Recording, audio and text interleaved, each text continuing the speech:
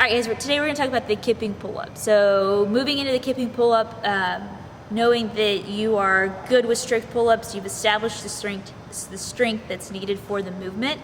So now when we move into kipping, understanding first part is the kip swing or the beat swing. So it's made up of two movements, a hollow and an arch.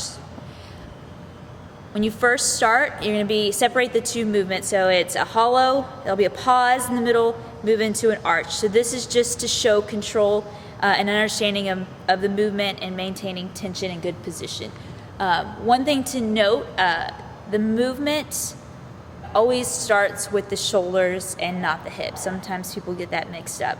So don't worry about the hips. The hips will naturally do what they're supposed to. Think about the movement coming from the shoulder and opening on the arch position and closing on the hollow position.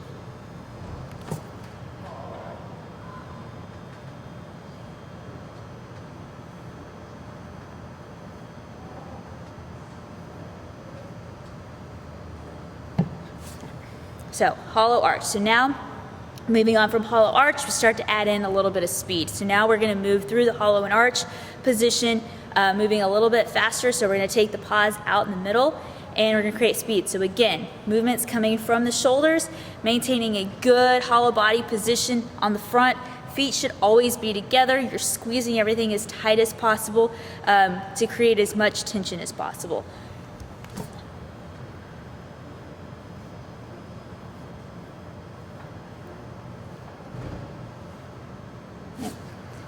So one thing I want to touch on a little bit is tension. So if you can start to establish and create a good understanding of what it means to keep tension through the movement, through the hollow arch, this will eventually progress into other movements for gymnastics, but it'll move into butterfly when you start going into butterfly pull-ups. So with tension, so the goal here of creating, the more tension you can create, the more energy, the more power you're going to be able to produce, which in return will make the movement easier and more efficient. So use this band for an example. So if I have this band and I pull down on it and there's a lot of slack, so you can see it moving, floppy. Okay, so if this is you doing a kipping pull-up with knees bent or feet out, not squeezing the glutes, not engaging the lats, you're just kind of loosey-goosey, then here, okay, not as much power. You're gonna have to do a lot of strong arm, a lot of muscle through. You're gonna hit fatigue a lot faster. If I can create tension in the band, so the more tension I can create, the more power that I'm gonna create. So that's the same thing that happens with your pull-ups. The more tension in your body that you can create, the more efficient you're gonna move through your kipping pull-ups, your dynamic movements when it comes to gymnastics movements and CrossFit. All right, so tension. So always have tension throughout your entire body. All right, so once you understand that kip swing, you start to generate more power by keeping tension, by engaging the lats. The next thing that we're going to add is the timing of the pull. So when do I pull? Well, we're going to add a little bit of a hand release at the top. You should be able to feel that weightlessness. You're going to release your hands, and then that is going to be ideally where you're moving through the pull. So here.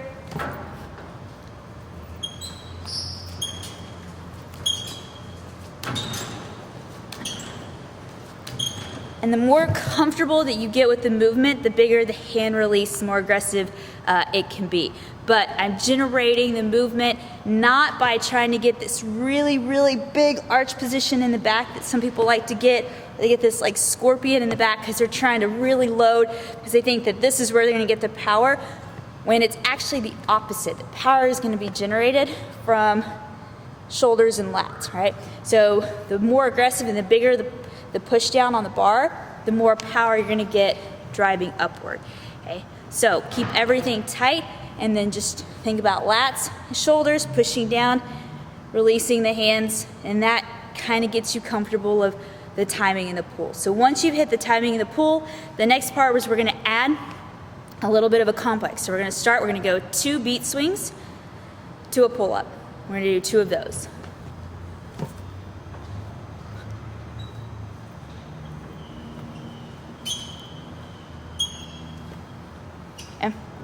So this starts to kind of get you in the groove, get you through the movement of understanding, now putting together or connecting multiple movements.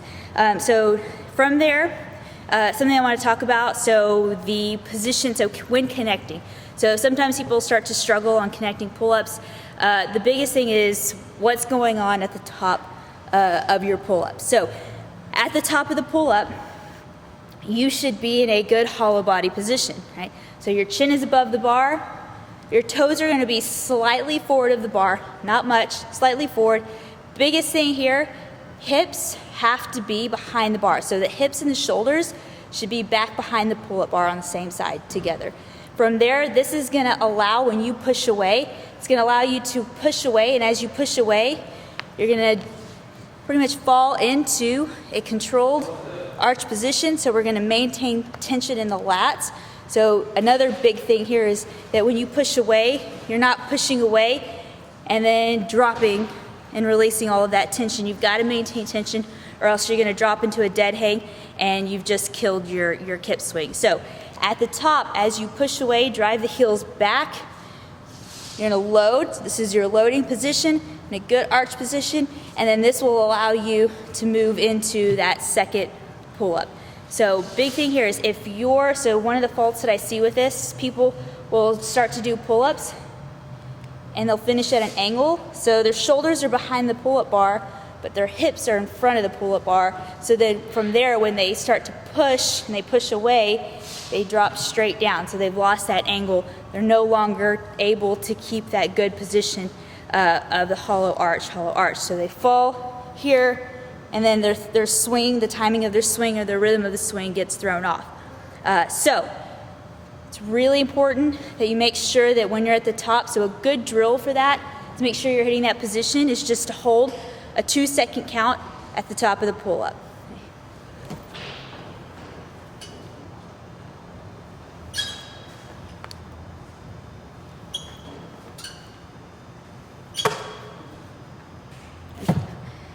So moving on from that, so you're understanding the push away, you start to connect.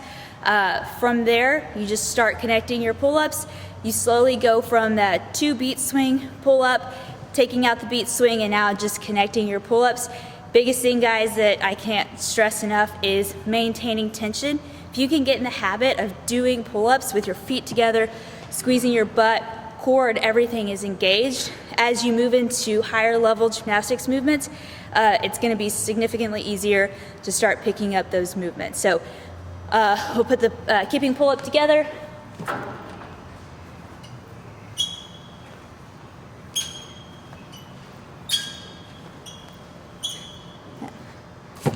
And that as is your Kipping pull-up.